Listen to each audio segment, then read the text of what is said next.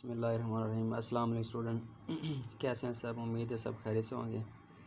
अच्छा, हम ना आज चैप्टर नंबर 3 के ना शार्ट क्वेश्चन कर लेते हैं। न्यूमेरिकल तकरीबन मैंने करवा दिए थे, एग्जांपल वगैरह भी प्रैक्टिस वगैरह भी की थी, कुछ हो गए थे। शार्ट कुछ रहते हैं जिम्मे तो मैंने लगाए थे, लेकिन एक बार मैं पढ़ा देता हूँ। पहला शार्ट जो सिलेबस में तीसरे चैप्टर का वो कहता है define impulse and show that how it is related to linear momentum. Impulse की डेफिनेशन लिखें और इसका ना लीनियर मोमेंटम से रिलेशन बताएं। इम्पल्स की हमने डेफिनेशन पढ़ी थी बेटा कि when a large force act on a body for short interval of time the product of force and time is called impulse. यानी जब लार्ज फोर्स किसी बॉडी पे शॉर्ट टाइम के लिए लग रही हो ना, इन दोनों का प्रोडक्ट क्या कहलाता है? इम्पल्स कहलाता है। इम्पल्स को हम आई से रिप्रेजेंट करते हैं और ये एफ क्रॉस टी होता है। इससे पीछे एक टॉपिक है मोमेंटम वाला, उसमें पढ़ा हमने चेंज इन मोमेंटम जो होता है ना अप्लाइड फोर्स के बराबर होता है। अभी बटे का टी इधर लेके एफ प्लस टी आ जाएगा चेंज इन मोमेंटम। अब इधर से ऑब्जेक्टिव आती है कि चेंज इन मोमेंटम बराबर होगा इम्पल्स के, अगर time rate of change momentum होता है वो फोर्स के बराबर होता है। So the impulse is equal to the instantaneous change in momentum of the body. यानी लम्हाती जो मोमेंटम में चेंज आ रहा होता है ना उसको हम इम्पल्स भी कहते हैं। अब बेटा ये लफ्ज़ याद रखिएगा कि ऑब्जेक्टिव में आ सकते हैं। इंस्टेंटेनियस चेंज इन मोमेंटम इस कार्ड नीचे इम्पल्स मोमेंटम फला फला आ सकता है। आगे क्वेश्चन 10 है state the law of conservation of linear momentum. Linear momentum की कहते हैं स्टेटमेंट बताओ। Point out on the importance of isolated system. Isolated system की अहमियत बताएं और कहते हैं एक्सप्लेन करो why under certain condition the law is useful even through the system is not isolated. कहते हैं अब इसकी एक्सप्लेनेशन भी बताएं कि सिस्टम कम्प्लीटली आइसोलेटेड नहीं है फिर भी हम इसको यूज़ कर रहे होते हैं लॉ ऑफ कंजर्वेशन मोमेंटम को। अब पहले तो पता होना चाहिए कि आइसोलेटेड सिस्टम होता क्या है बेटा। Two or more than two interact body का सिस्टम जिस पर no external force act on it. और याद रखिए कोई भी सिस्टम 100% आइसोलेटेड नहीं हो सकता। अगर टू सफ़ेर और बॉल भी ले लें वो भी रिवॉल्व कर रही होती जा रही तो उन पर भी ज़मीन ग्रेविटी लग रही होती फोर्स। कहते हैं law of conservation momentum to total linear momentum of an isolated system always remain constant. Total momentum क्या रहेगा? Constant. Importance of isolated system कहते हैं law of conservation momentum hold only for isolated system. ये याद रखिएगा कि law of conservation momentum ना सिर्फ आइसोलेटेड सिस्टम पे ही होल्ड होता है, अदरवाइज इट नॉट वैलिड। और बाकी के लिए नहीं होता। कोई भी सिस्टम आ जाए सिवाय आइसोलेटेड के तो हम लॉ ऑफ कंजर्वेशन मोमेंटम नहीं लगा सकते। Application for not complete isolated कहता है इसकी application when the effect of external force कहता है जब बैरूनी फोर्स लग रही हो लाइक फ्रिक्शन ग्रेविटी फोर्स। मैंने अभी बताया था ज़मीन ग्रेविटी भी लग रही होती है, फ्रिक्शन फोर्स भी लग रही होती है। इज़ नेग्लिजिबल ये बहुत कम होती है, small as when the effect of external force as compare to the force between the interacting body. अब देखें ज़मीन की ग्रेविटी या फ्रिक्शन फोर्स जो लग रही होती है ना बहुत कम होती है, दो बालों के आपस में टकराने वाली फोर्स है। Then this law become applicable, इसलिए हम इस लॉ को लगा सकते हैं और इसको स्टडी कर सकते हैं।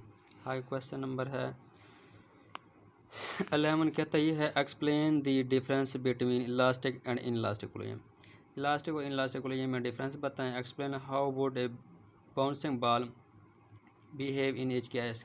हर दोनों केस है ना इलास्टिक एंड इनलास्टिक में कहता है बाउंसिंग बॉल किस तरह बिहेव कर सकती।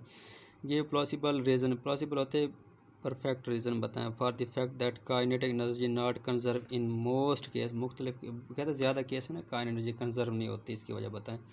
डिफरेंस आ गया इलास्टिक एंड इलास्टिक कोलिजन। कहते हैं in case of elastic collision the kinetic energy of the system is conserve while in case of inelastic collision the kinetic energy is not conserve. ये तो हमें पता है elastic में kinetic energy conserve हो जाती है और इन इलास्टिक में नहीं होती। But the total linear momentum and the total energy of the system remain constant in both the collision। Total energy और मोमेंटम क्या रहता है इलास्टिक में और इनलास्टिक में कांस्टेंट रहता है। बिहेवियर ऑफ बाउंसिंग बॉल, अब बाउंसिंग बॉल के बारे में बता रहा है। When hard ball is drop on to a marble floor, जब हम एक हार्ड बॉल को ना मार्बल फ्लोर पे बाउंस करते हैं it rebounds to very nearly the initial height. ये ना रिबाउंस होकर पहली हाइट करीब आ पहुँचती है, पहली हाइट करीब अच्छा it loss negligible amount of energy in the collision, बहुत कम एनर्जी ने ये लॉस कर देती है विद द फ्लोर से कोलाइड करते हुए। Then such collision is approximately elastic, इसको हम अप्रॉक्सीमेटली इलास्टिक कोलिजन कह सकते हैं। But if the ball is not able to reach the initial height, अगर बॉल इनिशियल हाइट पे नहीं पहुंच पाती there is a loss of kinetic energy, इसने काइनेटिक एनर्जी लॉस कर दी and such collision is called inelastic, इसको हम इनइलास्टिक कह सकते हैं।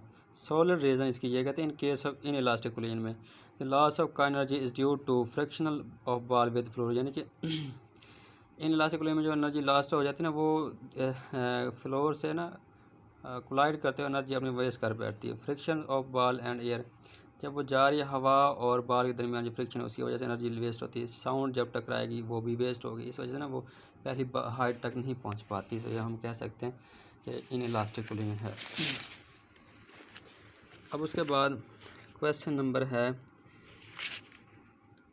12, कहता है explain what is mean by projectile motion. Two dimensional motion under the constant acceleration due to gravity and inertia is called projectile motion. ये तो हमें पता है कि 2 डायमेंशन जो बॉडी मोशन होती है ना, कांस्टेंट एक्सेलरेशन और ड्यू टू ग्रेविटी और इनर्शिया की वजह से जो स्ट्रेट पाथ मूव करती है उसे हम कहते हैं प्रोजेक्टाइल मोशन। एग्जांपल है फुटबॉल किक बाय ए प्लेयर, जब एक प्लेयर फुटबॉल किक करता है। दूसरा बॉल थ्रोन बाय क्रिकेटर और missile fire from launcher pad. यानी कि 3-4 एग्जांपल आप दे सकते जो प्रोजेक्टाइल मतलब 2 डायमेंशन बॉडी मूव कर रही हो ना, कोई भी आपके जहन में आ रही है आप लिख सकते हैं। आगे time of flight, time flight होता है कि कितना वो टाइम लेगी। इस टॉपिक में हमने है ना प्रोजेक्टाइल टॉपिक में किया हुआ है, आप वहाँ से कर लेंगे इधर से कर लें। अगर रेंज ऑफ प्रोजेक्टाइल, ये भी आसान है, फार्मूला आ जाते हैं। मैक्सिमम रेंज होती है बेटा 45 डिग्री पे, वो किस तरह कैलकुलेट करना है। आप साइन 2 थीटा 1 पे रिपोर्ट कर दे, 2 थीटा साइन इधर आगे इन्वर्स हो जाएगा 90, 2 काटोगे तो 90/2 आ जाएगा। थीटा हमारे पास 45 डिग्री, अगर 45 पुट करते हैं हमारे पास रेंज मैक्सिमम है। ये ऑब्जेक्टिव में आ जाता है। मैक्सिमम रेंज क्या है, वी एस के ओवर जी आता है। आगे एट व्हाट पॉइंट और point in the path does the projectile have the minimum speed maximum speed. कहते हैं प्रोजेक्टाइल में ना बताएं मैक्सिमम और मिनिमम स्पीड किन किन पॉइंट पे होगी। मिनिमम स्पीड कहते हैं speed of the ball is minimum at maximum height, यानी कि प्रोजेक्टाइल होता है ना इस तरह का, मैक्सिमम हाइट पे स्पीड मिनिमम होगी। Because at this point the vertical component, इस साइड में वर्टिकल कंपोनेंट इस फॉर्म में कंपोनेंट वी वाई वो 0 सिर्फ हॉरिजॉन्टल कंपोनेंट बचता है। ये दिखाया गया V X square plus V Y square, Y वाला 0 सिर्फ एक्स वाला ही बचेगा। अब इससे यूँ ऑब्जेक्टिव भी आ सकती है at maximum height in projectile motion the total velocity is the component of V X आएगा, यानी अलॉन्ग एक्स एक्सिस आता है, वाई वाला नहीं आता। मैक्सिमम स्पीड क्या होगी, मैक्सिमम स्पीड बेटा जहाँ से हम प्रोजेक्ट करा रहे हैं या जहाँ पे वो प्रोजेक्टेड हो रही है। इस point of projection the point just to hit the ground, यानी कि जहाँ पे ग्राउंड पे हिट करे जो जहाँ से प्रोजेक्ट करे, इन 2 पॉइंट पे इसकी स्पीड क्या होगी, मैक्सिमम होगी। ये थे तीसरे चैप्टर शॉर्ट क्वेश्चन। इंशाल्लाह कल हम चौथे चैप्टर करेंगे।